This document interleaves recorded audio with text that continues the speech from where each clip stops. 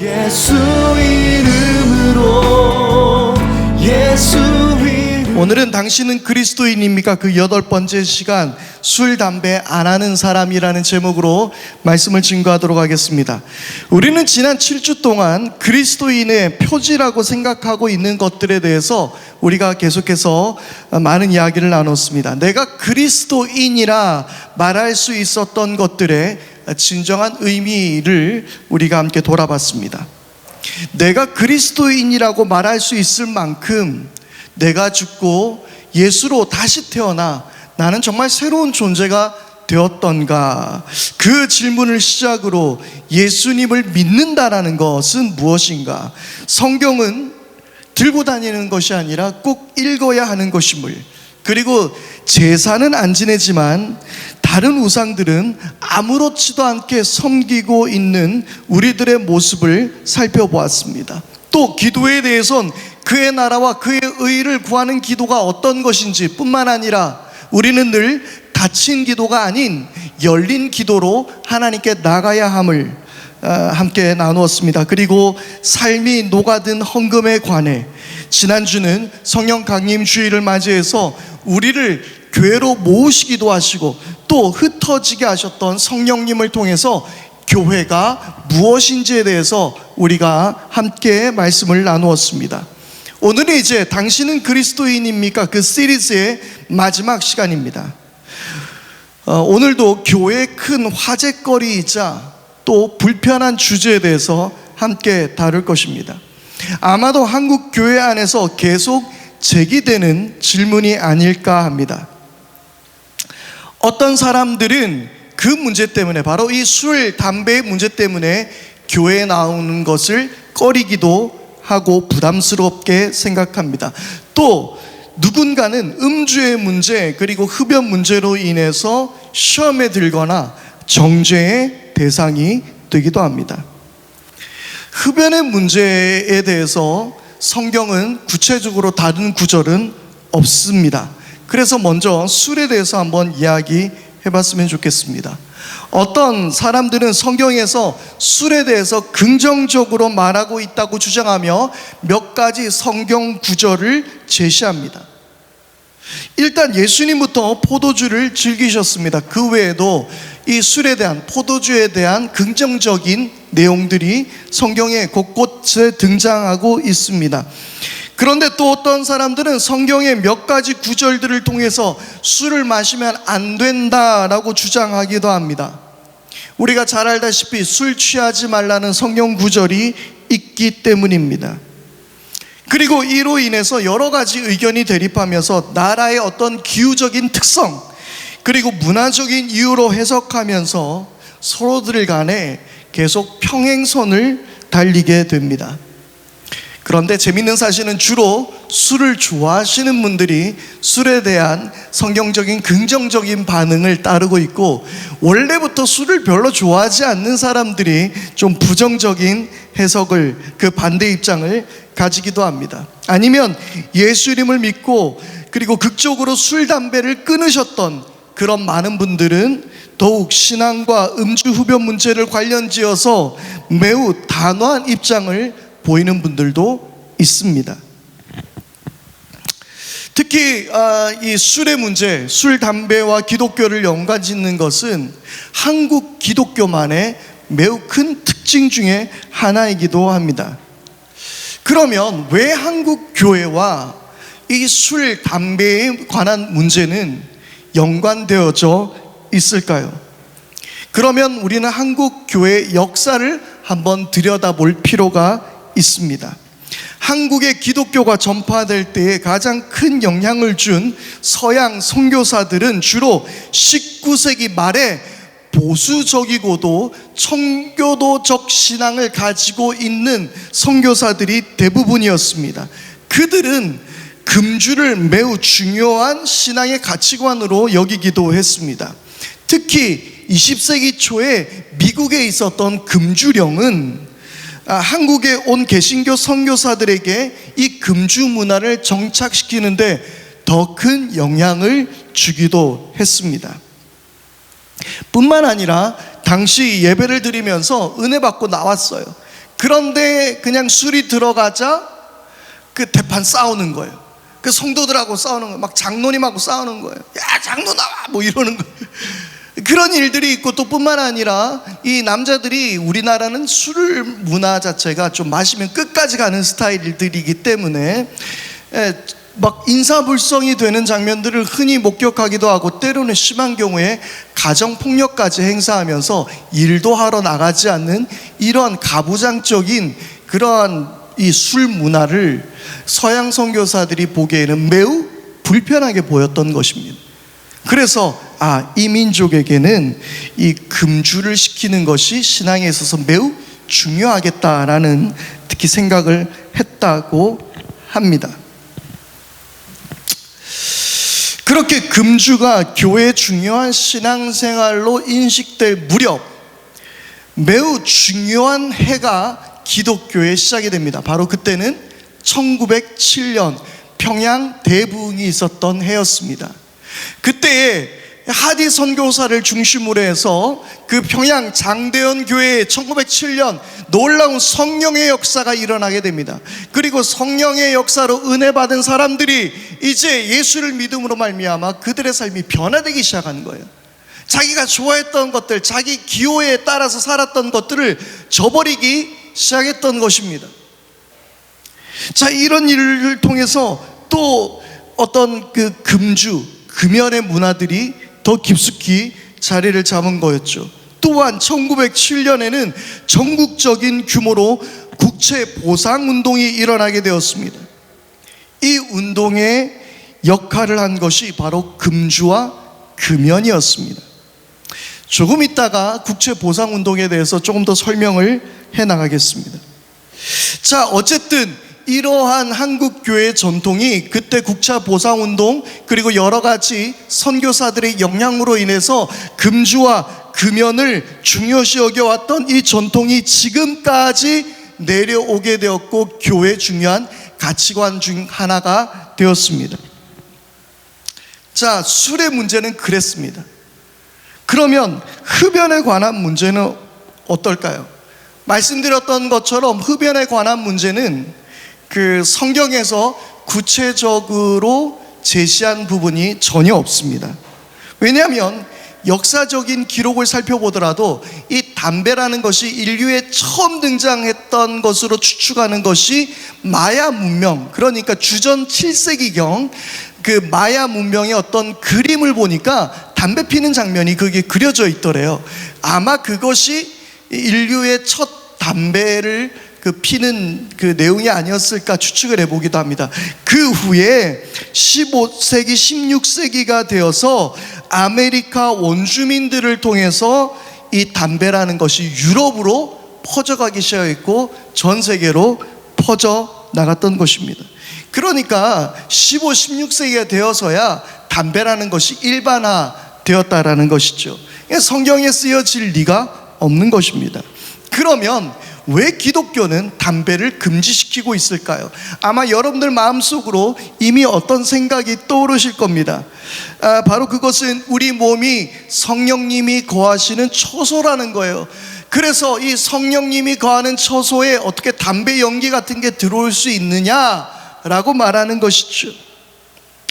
그 우리 몸을 더럽히면 안 된다라는 거예요. 그리고 하나님께서 우리에게 주신 몸을 함부로 상하게 해서는 안 된다라는 그런 말씀들을 한국교회는 해오면서 담배를 금지시키고 있습니다. 그런데 재미있는 사실은 이 담배에 대한 건강과의 연관성이 사실 과거에는 그리 크지 않았습니다.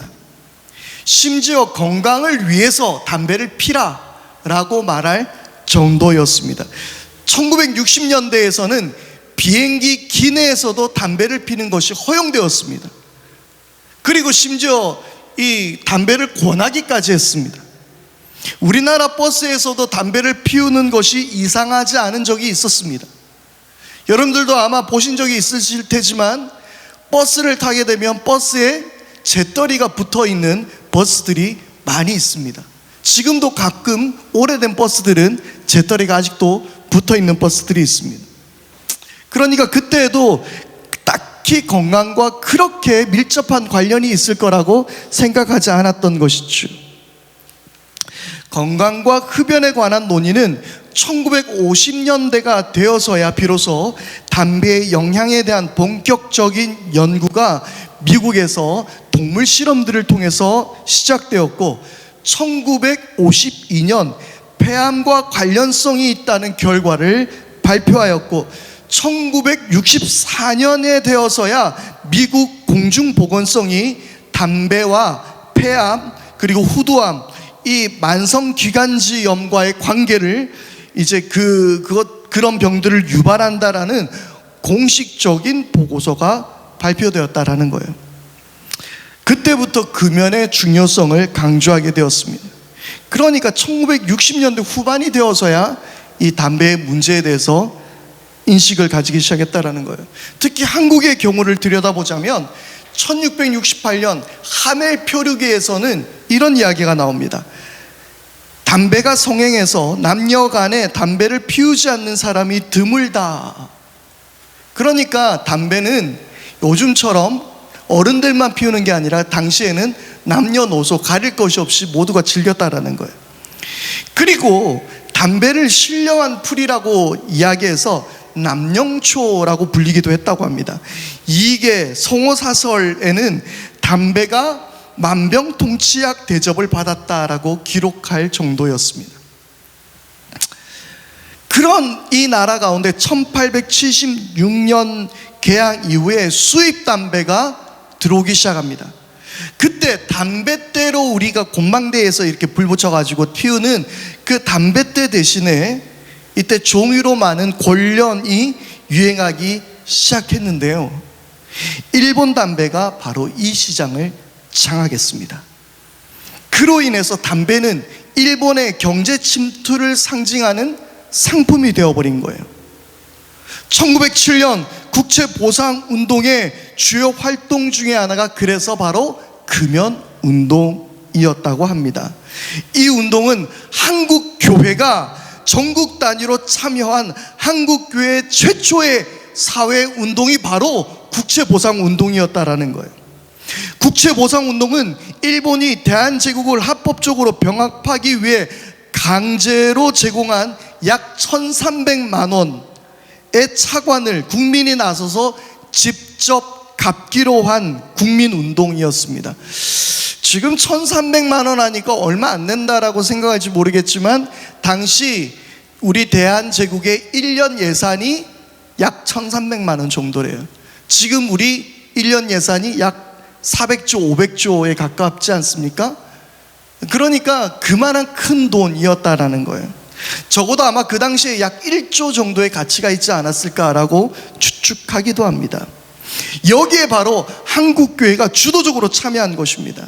특히 한국교회는 일본의 경제 침투에 큰 역할을 한 바로 담배 그리고 아까 말씀드렸던 술, 이것들을 끊기로 한 거예요. 그 대신 술과 담배 살 돈으로 국채를 사자고 계몽하면서 전국의 교회가 동참하게 됐다는 겁니다. 그러니까 최초 교회와 이 흡연의 문제, 우리 과거의 흡연의 문제는 건강을 위해서가 아니라 이것과 전혀 무관한 나라 사랑의 징표로서 교회가 앞장서서 금연을 지지한 것입니다. 만약 교회가 진짜 건강으로 금연을 시작했다면 아마도 교회에서는 햄버거, 피자 이런 거 정크푸드가 아마 금지됐을 것 같아요. 그리고 뿐만 아니라 콜라와 기름진 식사, 이것도 우리가 다 못할 것 같은 이 아주 안타까운 세상에 살 뻔했어요. 까딱 잘못했으면 이 운동을 율법으로 정해버리는 10개 명에 11개 운동할 진이라 이런 것들까지 생겨날 뻔하는, 그럼 정말 하나님 믿기 힘들 것 같은데 그랬을지도 모르겠습니다.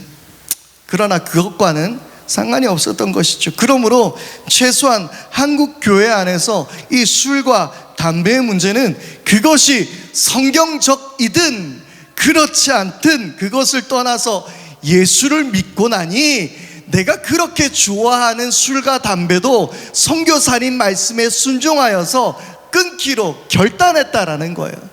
그게 너무나도 멋진 변화의 표시였다라는 것이죠.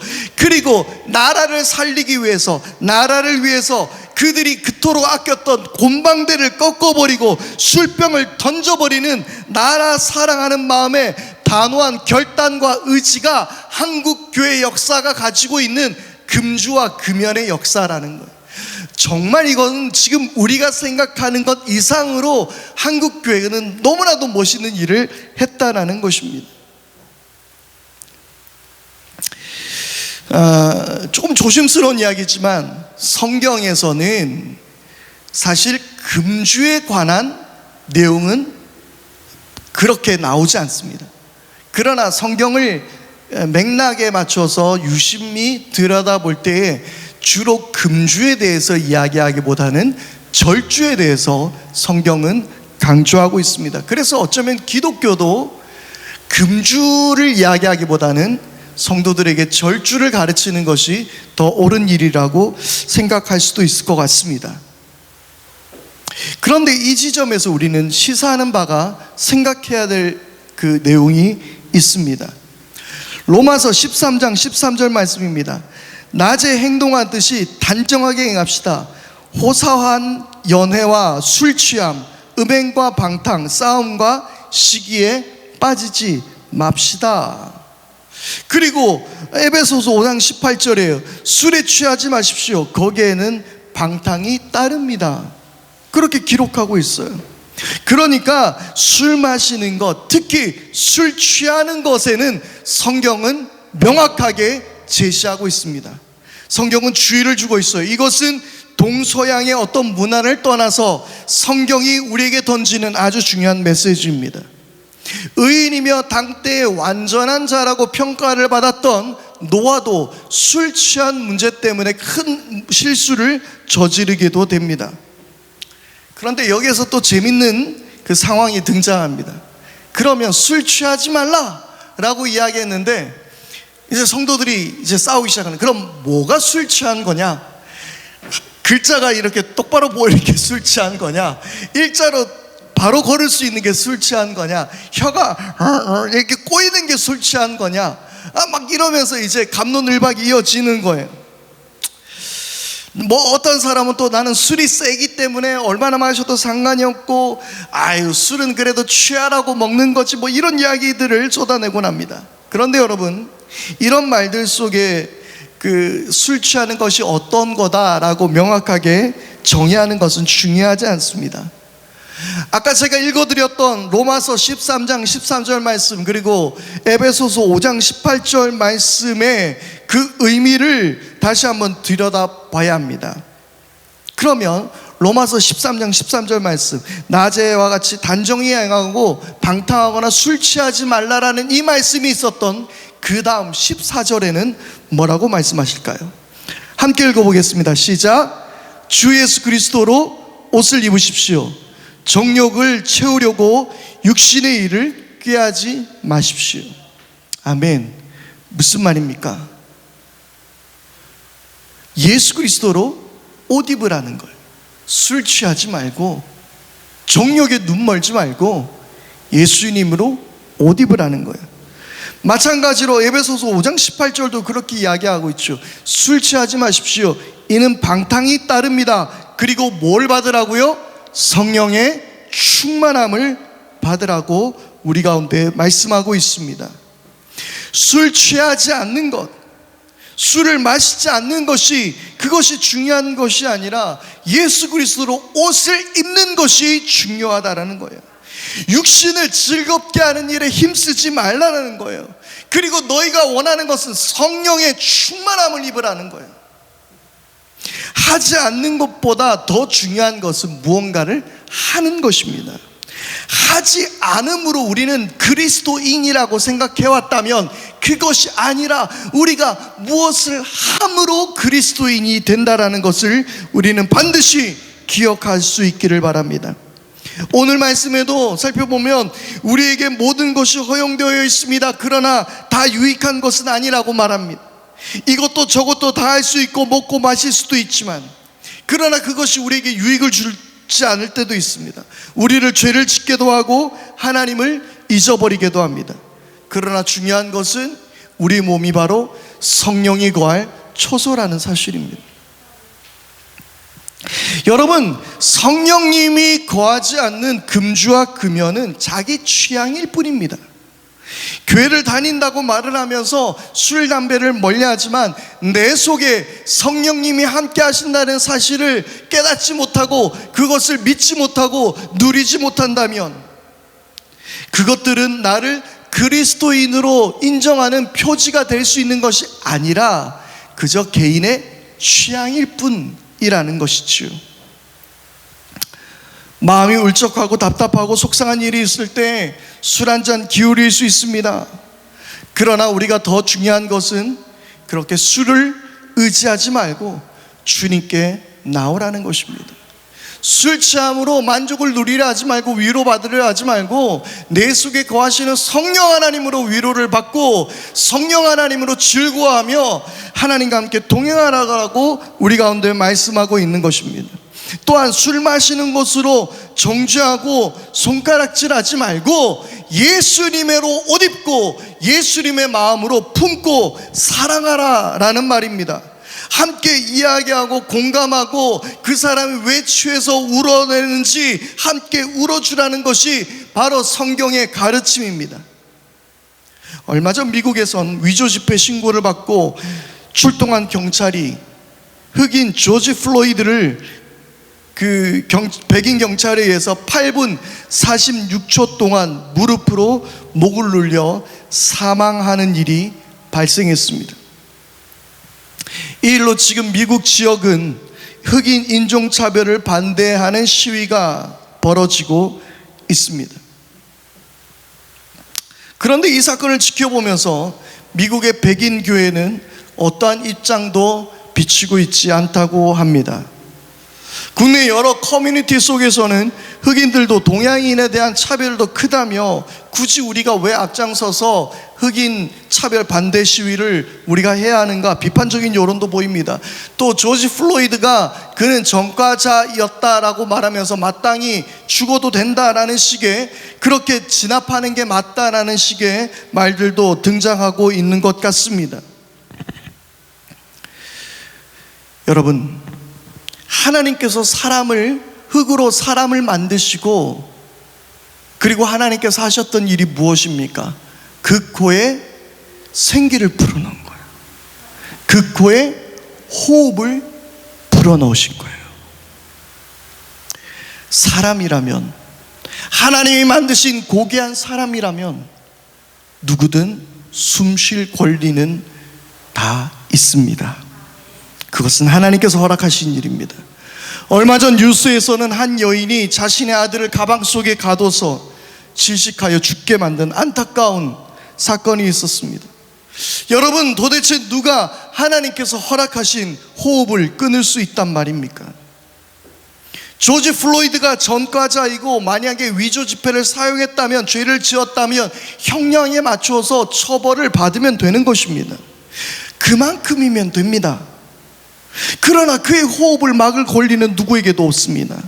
흑인이 동양인에 대한, 아시안에 대한 차별이 있다면 그것은 그것대로 판단하면 되는 것입니다. 이런 순간 더욱더 우리가 이 아시아인 그리고 우리 한국 사람들이 이 시위에 함께 동참하고 연대하여 목소리를 높인다면 어쩌면 서로의 그런 차별의 담을 허무는 그런 일들도 있지 않겠습니까? 말 듣지 않는 아이는 혼낼 수 있습니다. 그러나 가방에 가두어 그 아이의 호흡을 빼앗을 권리는 없습니다. 그럴 권리는 하나님께서 어느 누구에게도 주시지 않으셨습니다. 한국교회 술, 담배 문제는 대부분 정죄의 대상으로 이어지게 되었습니다. 교회를 다니면서 술, 담배를 끊지 못하는 사람들을 향해 손가락질합니다. 그들의 숨을 쉬지 못하게 합니다. 그러면서 그들의 이야기에는 귀를 기울여 하지 않습니다. 저도 한때는 이 기독교인들의 술 문화에 반대해 왔습니다. 그런데 어느 날 미생이라는 드라마를 보다가 이 바이어들을 접대하는 그 40대 과장의 이야기가 나옵니다. 오과장이라는 분인데요, 그분이 술에 한뜩 취해서 카메라를 바라보며 이런 대사를 외칩니다. 니들이 술 맛을 알아? 아멘 할 뻔했습니다. 어쩌면 이 대사가 마치 정죄의 잣대로 마구 휘둘러대는 한국 교회의 모습을 질타하는 것처럼 보였습니다. 우리는 하지 않는 것을 전부 다 했다고 착각하고 살고 있지는 않습니까? 그냥 나는 무엇을 안 했기에, 나는 뭘 다 했다, 나는 술, 담배를 하지 않았기에, 나는 주일날 가게 문을 열지 않았기에 나는 무언가를 하고 있다라고 착각하고 살고 있습니다. 그러면서 다른 사람이 충분히 호흡할 수 있도록 기다려주고 사랑하는 일에는 관심이 없더라는 것입니다. 그래도 한국교회의 기본 입장은 술, 담배에 관해서 술, 담배는 구원에 관한 문제는 아니다, 이것은 경건에 관한 문제이다 라고 말하고 있습니다. 그렇습니다. 술, 담배는 분명 경건에 관한 문제입니다. 그런데 성경은 경건을 뭐라고 이야기하고 있습니까? 여러분들 글자가 보이십니까? 함께 읽어볼까요? 하나님 아버지께서 보시기에 깨끗하고 흠이 없는 경건은 고난을 겪고 있는 고아들과 과부들을 돌보아 주며 자기를 지켜서 세속에 물들지 않게 하는 것입니다. 아멘. 야고보서 1장 27절의 말씀입니다. 여러분, 참된 경건이 뭐라고요?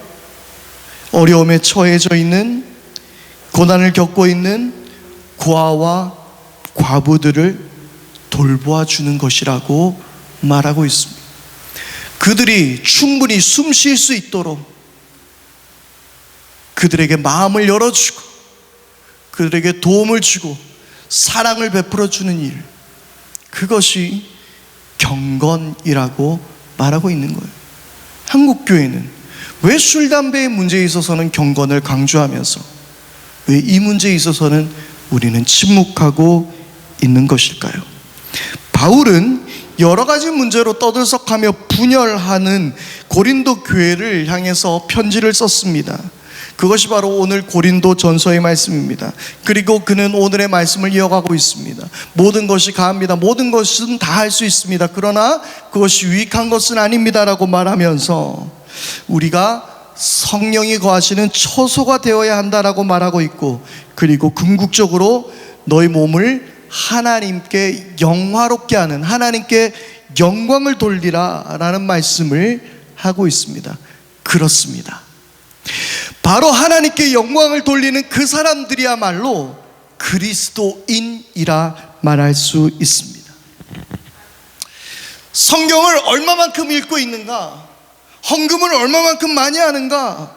교회 출석은 잘하고 있는가? 기도 시간은 몇 분, 몇 시간인가? 물론 이것들도 중요하겠지요. 그러나 그것이 그리스도인의 표지가 아니라 우리의 삶을 통해서 하나님의 모습이 드러나는 것, 바로 그것이 우리가 그리스도인이라고 대답할 수 있는 모습이라는 것입니다. 하나님의 모습이 무엇입니까? 바로 그것을 성경은 하나님의 영광이 드러나는 것이라고 말하고 있습니다. 고린도전서 10장 31절 말씀입니다. 그러므로 여러분은 먹든지 마시든지 무슨 일을 하든지 모든 것을 하나님의 영광을 위하여 하십시오. 할렐루야. 이것이야말로 우리가 그리스도인이라 말할 수 있는 바로 표지인 것입니다. 우리가 지난 8번의 시간을 통해서 무엇이 우리를 그리스도인이라 말할 수 있겠는가?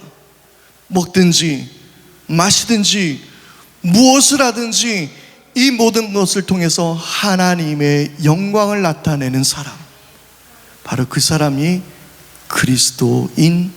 입니다. 서로의 숨을 쉴 수 있도록 정죄와 혐오와 차별의 담을 헐어버리고 하나님의 영광을 드러내는 그 사람들이야말로 진정한 그리스도인입니다. 이 시간 우리 함께 말씀을 기억하면서 함께 찬양하기를 원합니다.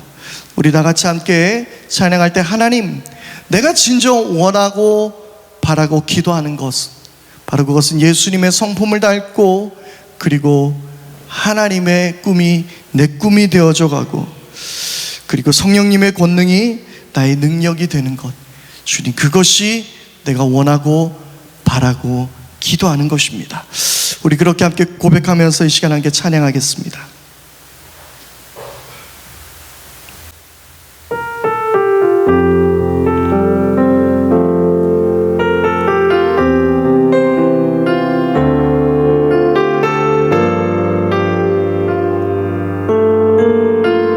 우리 말씀을 기억하며 찬양합시다. 이 세상을 살아가 동안에 나의 힘을 의지할 수 없으니 기도하고 낙심하지 말 것을 주께서 참 소망이 되심이라. 다시 한번.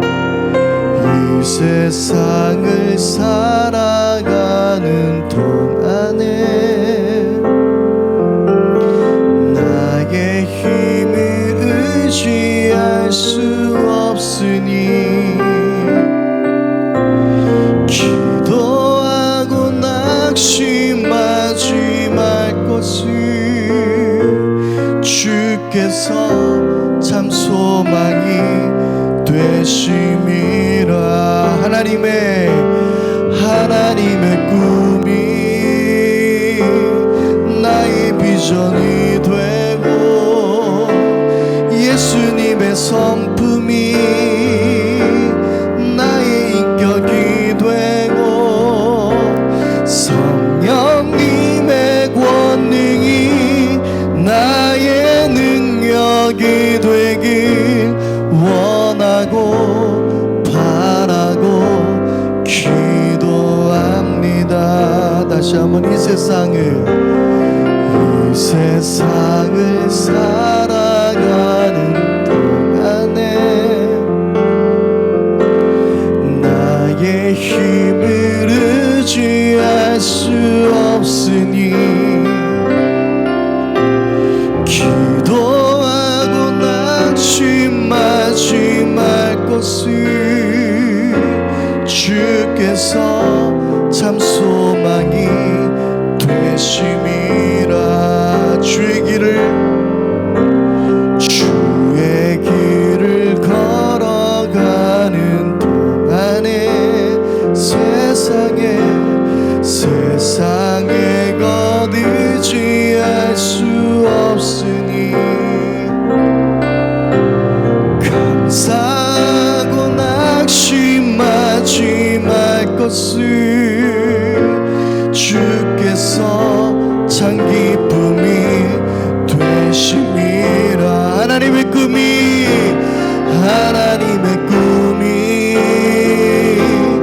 나의 비전이 되고 예수님의 성품이 나의 인격이 되고 성령님의 권능이 나의 능력이 되길 원하고 바라고 기도합니다. 하나님의 꿈이 나의 비전이 되고 예수님의 성품이 나의 인격이 되고 성령님의 권능이 나의 능력이 되길 원하고 바라고 기도합니다.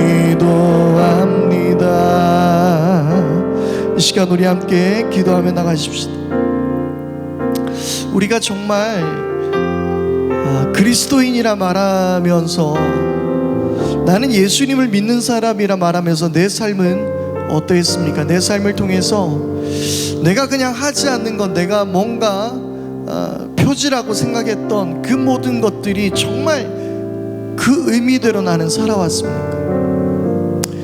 주님, 예수님의 마음이 주님 내 마음이 되게 하여 주시고, 하나님의 꿈이 나의 비전이 되게 하여 주시고, 성령의 권능으로 그렇게 살아가게 해 주십시오. 이 시간 우리 함께 오늘 말씀 기억하면서 결단하며 기도하며 주님 앞에 나가겠습니다. 아버지 하나님,